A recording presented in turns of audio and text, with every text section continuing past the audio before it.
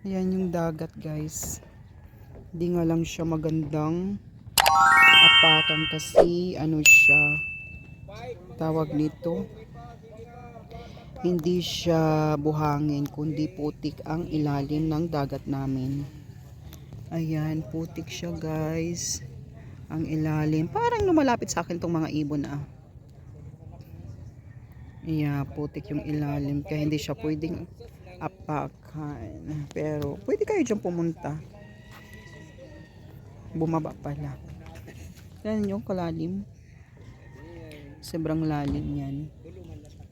Hanggang doon. Dito. Yung ibon. Shwing! Naghahanap siya ng makakain.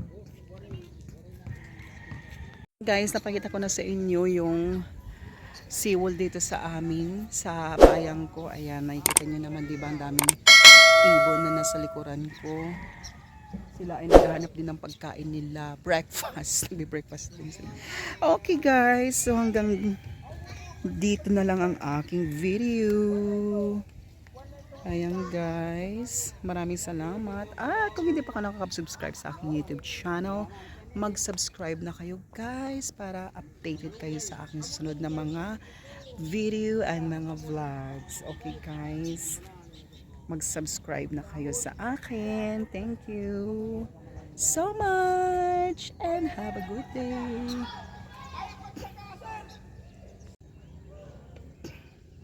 Yan, guys, yung uwak. Hala, mag-asawa ata itong uwak.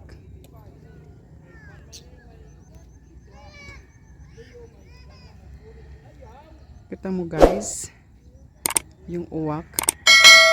Ang daming ibon dito. Tapos ayun na yung uwak, malis na. Yan ang uwak.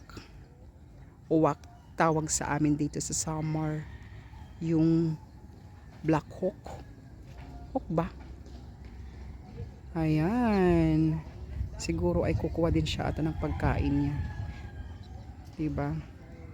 Tapos ayun, nagbabangka, guys. Ayun yung uwak, lumipad na siya. Lumipad na yung uwak. Tapos yung nagbabangka, guys, ayun, oh. Baka siguro ay nangingisda siya. Yan, kasi malalim yung gitna na yan, guys. Kumbaga ito yung pusod.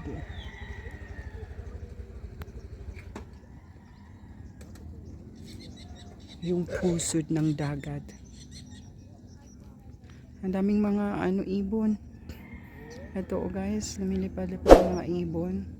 Sarap naman dito sa amin. Sa umaga, sa hapon, dito ang makikita nyo nangingisda, guys.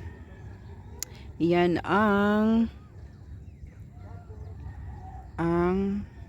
trabaho dito sa amin.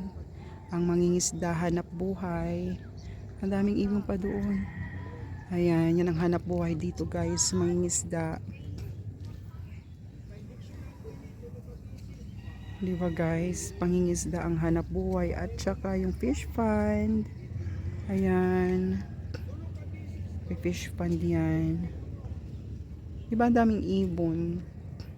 Ayan na lang pag umaga, sila ay naghahanap ng pagkain din nila. Ang cute ng ibon.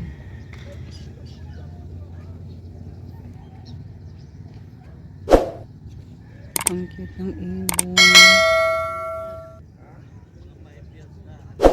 Ayan. Ang ibon.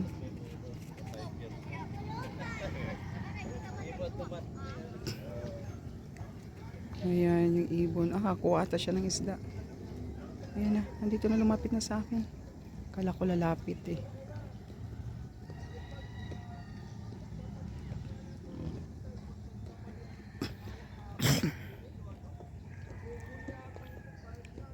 Laki naman ng ibon na yun.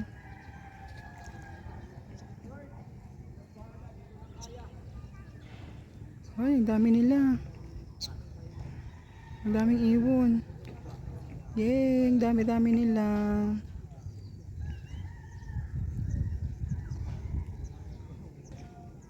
Diba, ang dami-dami ng ibon.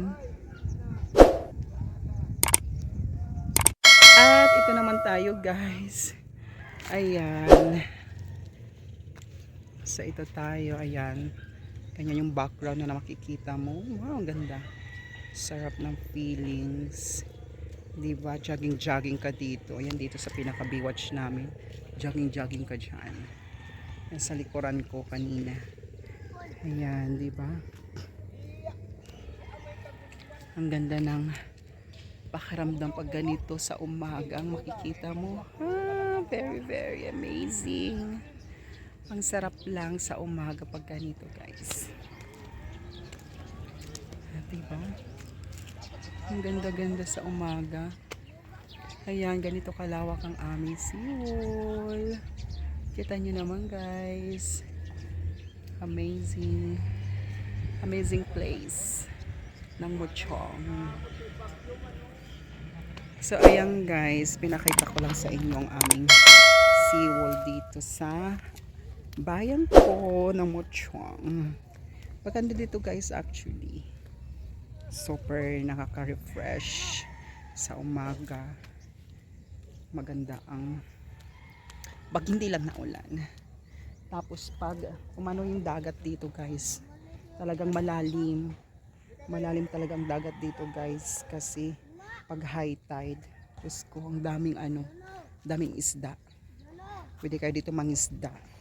Diba, kung taga-probinsya kayo, daming isda dito, guys. Dito dati mga kabataan pa kami, nilalangoy namin yan simula dun sa dulo hanggang dito sa mangrove. Diyan sa mangroves na yan. Ayan, nilalangoy namin yan dyan. Ganyang kalalim. At guys, may nagbabangka dito. O, may nangingisda na siya. Ang saya. Ayun, doon sa dulo. Kita ba? Kita ko ba? Ayun, doon.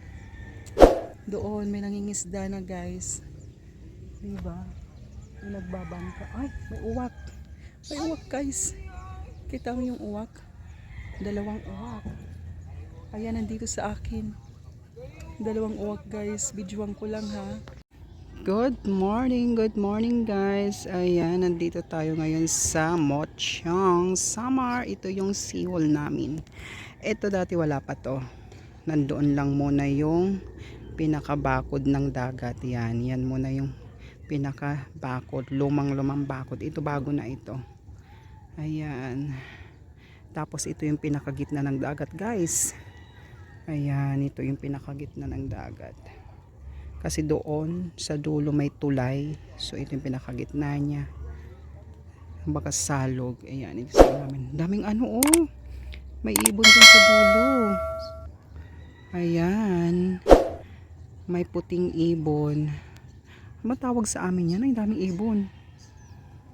Diba, guys? Yeah, daming ibon. Daming isda siguro dyan. Diba? Ang ganda ng dagat namin. Dagat ng seawall.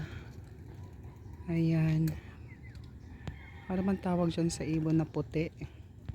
Sa may tawag dyan sa ibon na puti. Yan, marami yan dito sa amin. Tapos mangroves. Kita nyo na may mangroves, diba? Ang daming mangroves. Ayan. Talabong. Ayan. Sa tawag sa amin ay talabong. Ayan, talabog ang tawag dyan sa amin. Sa puting ibon. Ayan, nandoon sa dulo. Ayan, talabong ang tawag dyan sa amin. So yan, guys, mga mangroves. Ang daming mangroves namin dito. Diba? Puno ng mangroves. Actually, malawak talaga to, guys. Ayan, talabong. Umikot lang siya. Ayan, guys, ganyang kalawak ang aming seawall. Hanggang dun sa dulo pa yan, guys. Napakalawak nito. Bali, ito lang yung pinaka harapan ng seawall. Pero napakalawak pa nito hanggang pa dun sa pinakadulo. Yan. Muchong pa yan. Tapos yung nakikita nyo yung mga yan nasa gitna ng dagat. Fish pond yan, guys. Mga fish pond yung mga parang bahay. Ayan, madami hanggang doon. Mga fish pond yan, guys. Daming mga fish pond dito. Yun doon sa dulo. Ayan, ganyang kalawak ang aming seawall dati. Yan dyan kami namamanti, yan dyan, pati doon sa pinakaunahan pa. Yan, nangunguha kami ng mga shells. Dyan, itong may ano dito, walang tubig, walang dagat. Yan, dito kami noon nang kukuha ng mga shells nung kabataan ko pa. Yan, madami kaming kinukuwang shells dyan. Tapos inuulam namin yan guys. Ang sarap kayang ulamin yan. Sa sabawan, tapos lagyan ng lemongrass. Ayan. So, ganyang kalawak ang aming seawall guys. Napakalawak niyan. At saka umagang kay ganda. Ang ganda ng araw. Sunshine. Diba ang ganda ng araw? Ito yung pinaka Baywatch. Yan, dito yung Baywatch. Bali, tinambakan na dito ng mga tinambakan na siya dito ng lupa at sinemento. Ayan, na ginawa ng Baywatch. Exercise. Ayan, umaaraw. Ang ganda ng panahon guys. Diba, kikita nyo naman ang ganda-ganda pag sikat ng araw. Tapos yung mga ibon. Ayan, yung mga ibon doon. Nakakatuwa. Ang dami-dami nila guys. Diba? Ganito kaganda. Dito sa bayan namin. Bayan ng Muchong. Ayan guys. Ang ganda tingnan. Ang ganda tingnan lang guys. Tapos mayroon siyang araw.